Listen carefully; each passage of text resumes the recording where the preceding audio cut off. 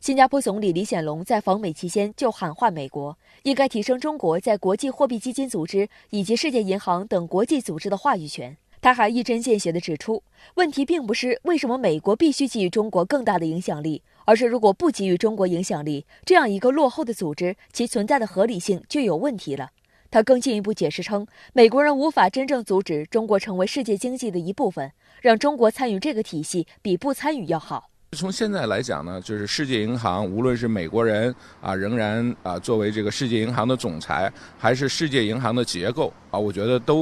都需要进一步的改革，还应该进一步的去反映这个发展中国家和新兴国家在这个全球经济中的这个影响，然后他们的话语权也应该得到充分的重视。实际上，当前全球经济衰退压力正是来自美联储不断加息的影响。世界银行上周在其官网发布最新的研究报告，就指出，各主要国家央行为应对通胀而加息，可能令世界经济陷入衰退，尤其是这将给新兴市场经济体带来金融危机，对发展中国家民众造成毁灭性的长期伤害。报告指出，各主要国家央行在坚持抑制通胀努力的同时，不应诱发全球经济衰退。世行特别呼吁，发达经济体应充分考虑自身货币政策调整时的外溢效应。尽管世界银行并未直接点名，但国际经济界很清楚，世行最担忧的就是美国再次加息给世界经济带来的外溢效应。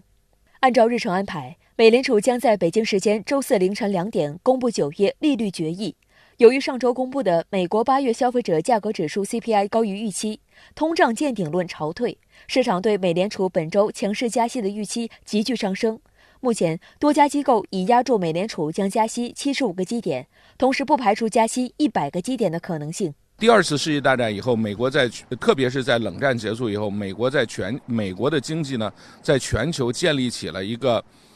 不对称的这个优势地位。那么包括这个美元它的金融市场，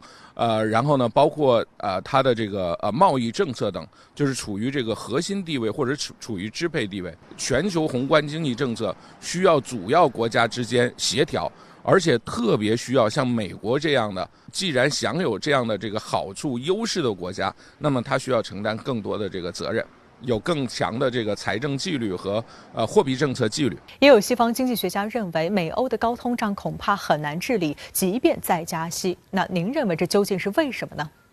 这个判断呢，我认为是对的，因为在美国的作祟下呀，试图用贸易保护主义和冷战思维来挽救美西方的经济退市，特别呢是制造业上的虚弱。在经济全球化大潮之中呢，主要经济体都实现了这个低通胀、高增长的态势，无论是发达国家还是发展中国家，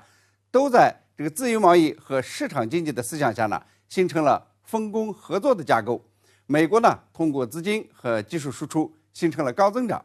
中国呢，通过制造业向包括美国在内的发达国家这个输出廉价产品，提高了美国等国的消费者的购买力。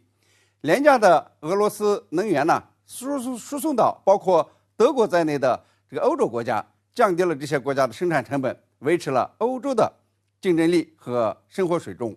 那么这种按比较优势形成的合理分工呢，使得美欧在工资水平没怎么提高的情况下，仍然实现了购买力增强和低通胀。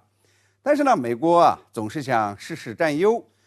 也就是我们经常所说的霸权思维吧。当发现呢中国的 GDP 总量已经超过美国 GDP 的70%以后，就设法呢阻碍中国的持续发展。而俄罗斯和德国等欧洲国家呢，要通过北溪2号输气管扩大这个能源合作以后，美国呢也担心呢欧盟有一天也要摆脱美国的依附，走向独立自主。于是呢，美国决定打破这种供应链，让制造业回归美国，使得美国呢成为这个经济各领域的全能冠军。对中国呢，美国率先进行高科技制裁，打压华为、中兴等5G 领导者，接着呢进行贸易战，对华进口商品加征特别关税，企图把在中国的制造业转移到东南亚或者是美国。现在呢又是对华实施这个先进芯片的限制令。那么对欧洲呢，则通过俄乌冲突设法呢让欧洲不再依赖俄罗斯的廉价能源，打压了这个俄罗斯的国际地位，也限制了这个欧洲的先进制造业。美国操纵的中美冲突和俄欧冲突呢，这个打破了过去的国际分工。那么低通胀、高增长的模式呢也就被打破了。因此呢，美欧不再有低通胀的基础了，他们的高通胀呢就很可能要持续几年。但是呢，美国遏制中国的目的呢是很难实现的。一方面呢，中国的制造业难以被其他国家呢所代替；另一方面呢，中国的科技水平在不断的提高，再加上呢，俄乌军事冲突的以后啊，这个俄罗斯能源呢向东流，那么中国的制造业的地位呢将更加的巩固和强盛。而最主要的一点呢是，中国的市场够大，消费能力够强，有足够的需求来带动经济发展。那么随着疫情防控呢逐渐精准有效，中国的生产力呢就会大增，经济呢会快速的好转。世行行长呢大概也是看到了这一点，说中国现行的经济政策呢对中国的经济有好处，从长远来看也有好处。那么换句话说呢，他承认呢美国遏制不了中国。